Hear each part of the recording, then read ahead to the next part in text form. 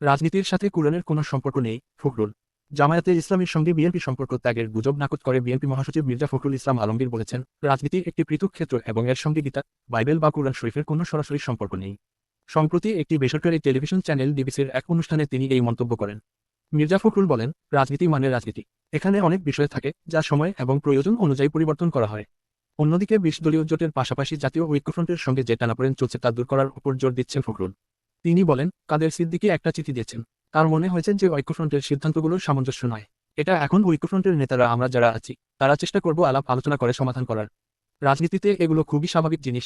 এখানে আজ যে বন্ধু কাল সে নাও থাকতে পারে। তবে BNP vice chairman advocate Ahmed Azam Khan বলছেন, এখন আর ঐক্যের কোন প্রয়োজন আছে বলে আমি মনে করি না। সবাইকে নিজ নিজ দল গোছানো উচিত। এদিকে ডক্টর কামাল হোসেন ছাড়াও জামায়াতে ইসলামীকে নিয়ে আপত্তি রয়েছে বিএনপির মধ্যে থেকেই।